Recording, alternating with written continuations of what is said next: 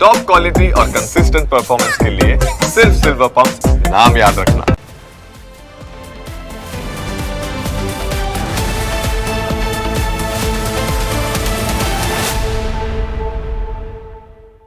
સૌથી પહેલા વાત કરીએ ફિક્સ પેના કર્મચારીઓના ફાયદા વિશે।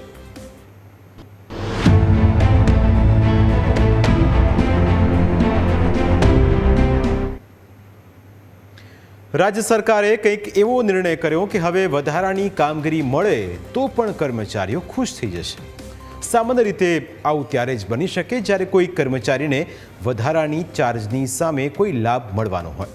હકીકતમાં સરકારે જે નિર્ણય કર્યો છે તેનાથી કર્મચારીઓને આર્થિક લાભ થશે। રાજ્ય સરકારના વર્ગ 3 અને વર્ગ 4ના ફિક્સ પગાર કર્મચારીઓને સોંપાયેલા વધારાના કાર્ય માટે ચાર્જ એલાઉન્સ આપવામાં આવશે। આ અંગે નાણાં વિભાગે નવા પરિપત્ર બહાર પાડ્યા અને પરિપત્ર દ્વારા મહત્વની સ્પષ્ટતા કરી છે। પહેલા ફિક્સ પગારના કર્મચારીને જૂના પગાર પ્રમાણે એલાઉન્સ ચૂકવાતું હતું, પરંતુ હવે પગાર વધારો થયા પછી નવા પગાર પ્રમાણે એલાઉન્સ ચૂકવાશે। હવે આ એલાઉન્સ ચૂકવવાના 2 ક્રાઇટેરિયા છે। જો કર્મચારીને સમાન કેડરનો ચાર્જ સોંપાયો હોય તો 5% એલાઉન્સ મળશે, જ્યારે સિનિયર લેવલનો વધારાનો ચાર્જ સોંપાયો હોય તો 10% ચાર્જ એલાઉન્સ મળશે। હવે એ પણ સમજીએ કે ફિક્સ પગારના કર્મચારીઓને આ લાભ કેવી રીતે મળશે।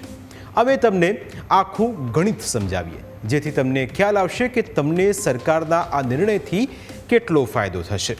ધારો કે ફિક્સ પગારના કર્મચારીનો પગાર 30,000 રૂપિયા છે। આવા સંજોગોમાં સમાન કેડરના ચાર્જ માટે 5% લેખે 1,500 રૂપિયા ચૂકવવામાં આવશે, જ્યારે સિનિયર કેડરના ચાર્જ માટે 10% લેખે 3,000 રૂપિયા ચૂકવાશે। મહત્વનું છે કે તે ગુજરાત સચિવાલય સ્ટાફ એસોસિએશન દ્વારા છેલ્લા કેટલાક મહિનાથી સરકાર સમક્ષ આ મુદ્દે રજૂઆત કરવામાં આવી રહી હતી, જેથી નાણાં વિભાગે એક પરિપત્ર કર્યો છે, જેમાં 20 ઓક્ટોબર 2021 પછી નિમણૂક પામેલા અને હાલ ફિક્સ પગાર પર ફરજ બજાવતા કર્મચારીઓને પણ જો તેમને વધારાની જવાબદારી સોંપવામાં આવી હોય તો 10% ચાર્જ એલાઉન્સ ચૂકવવામાં આવશે। આ પહેલાં આ લાભ માત્ર કાયમી થયેલા અથવા નિયમિત કર્મચારીઓને જ મળતો હતો, જેના કારણે વર્ગ 3ના ઘણા કર્મચારીઓ સાથે અન્યાય થતો હોવાની ફરિયાદો ઉઠી હતી। નાણાં વિભાગે બધા વિભાગો તથા જિલ્લા કચેરીઓને આ આદેશ તાત્કાલિક લાગુ કરવાની સૂચના આપી છે।